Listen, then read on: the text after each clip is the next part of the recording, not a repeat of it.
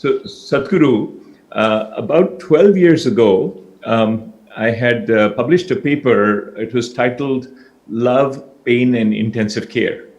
And I made an argument in this paper to, practice medicine which is relationship based rather than protocol based or evidence based. And a lot of my colleagues sort of criticized me for that. But I want to ask you, what is the state of mind in which any doctor should approach their patient? You must be like a mother to the world. There's no other way to approach. Because when somebody has an ailment, they have become vulnerable like a child. He may be a big man elsewhere, but once he gets sick, he's become vulnerable like a little child, almost like an infant they become. So when they have become like that, you must become a mother, there is no other way.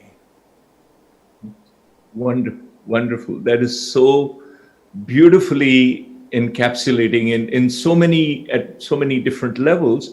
And, I have in my practice tried to inculcate this habit of approaching my patients with love and with reverence. But I feel very limited. I spent many years in medical training and so on. And that taught me how to practice medicine. How do I sense what my patients are experiencing?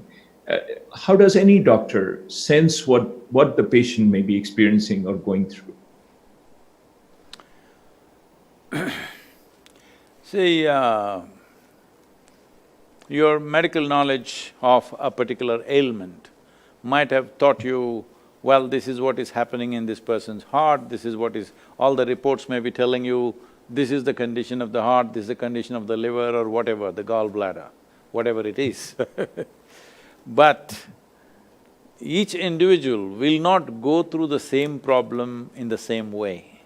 One person may be going through it with very minimal suffering, another person may be going through the same problem with enormous suffering. This is very individual. This cannot be judged by looking at the the data that you have on your hand from all the tests and MRIs and whatever else that you do. It's important to look at the patient and see what is their state, in some way empathize with them, to feel what's happening with them, and accordingly it should be treated. Because human body and the mechanism of what we are calling as human system is not all absolutely like a machine, that you replace this part, everything will be okay, you do that, everything will be fine. That's not how it is. Being doctors with so much experience, you know that if you are immensely knowledgeable, you still… in terms of how this creation is, it is a minuscule of what it really is. So, having said that, I'm not trying to discredit the medical education and medical profession. Yes, they have done fantastic job, but still, they are not creators of life. They're doing the best that they can do, but nobody has understood this human mechanism absolutely. It is only in parts we are able to intervene and do miraculous things, but still those miraculous things are very limited miracles. There is no such thing as, we know exactly this is what is happening. Because the same conditions or the same data that you have, how it is in one person and how it is in the other person is very different. Here, human… certain level of connectedness. If I use the word empathy, compassion, these are emotional things. If you become emotional about your patients, I don't think you will get a judicious judgment of what needs to be done. But being connected with what's happening, treating that body as my own, I think if a doctor develops that possibility within themselves, it'll be truly fantastic. Getting emotional will lead to maybe a little bit of solace for the patient, but may not be a solution. You make them feel good, but you don't solve their problem, that's not it. But if you have a certain sense of connectedness, if you have some yoga with them, yoga means some union with the people that you touch, then there is a deeper sense of connect in that both solutions will come And solace will also happen to the patient, because initially the patient needs comfort. First of all, a patient needs to relax with the doctor to be able to be receptive to whatever they have to offer. Today we may be looking at treatment mechanism as purely pharmaceutical or chemical treatments for everything or surgical treatments for everything, but there are dimensions. There are dimensions of human connect which is not about pharmaceuticals, which is not about surgical status, but there is a connection between us and everything else in this world, like the earth that we walk upon, the air that we breathe, the water that we drink. Similarly, another body which is in front of us right now, there is a certain connectivity.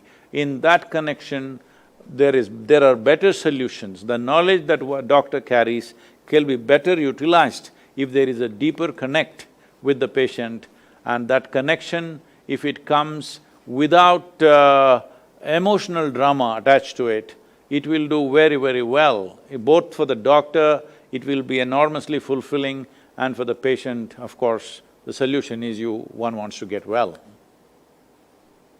Thank you, Sadhguru. That just blows away the clouds of confusion. And I want to ask a follow-up question is, is that the difference between a doctor and a healer?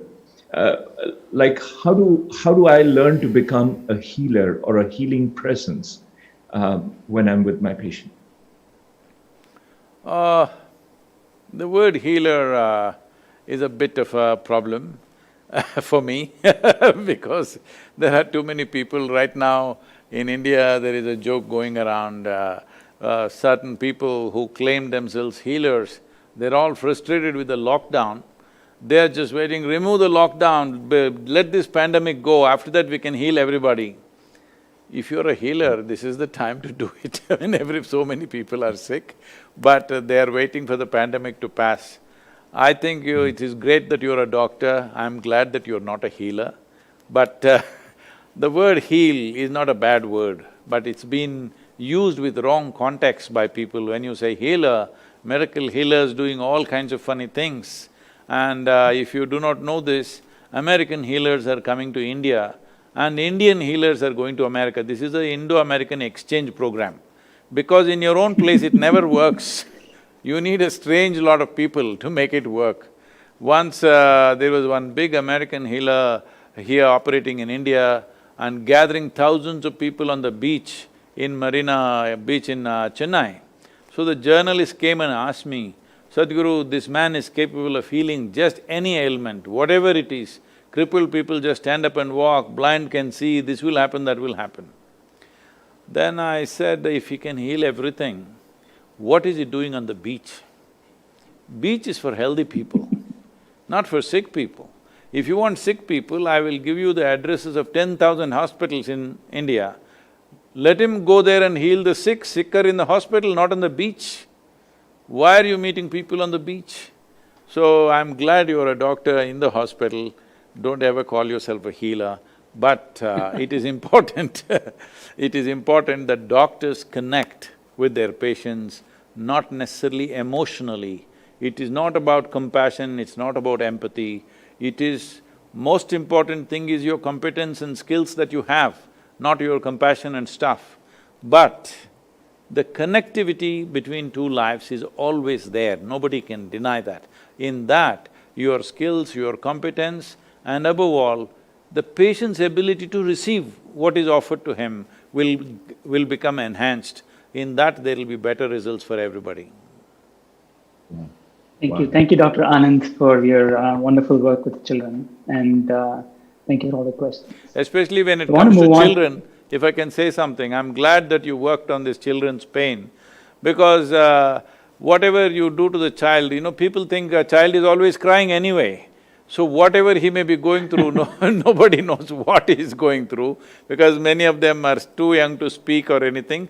They are going through enormous pain, but people think children are anyway all the time crying. Nobody there to gauge the level of pain that may be happening on an infant especially. I'm glad you took that work up, it's most vital. Thank you. Thank you, Sadhguru.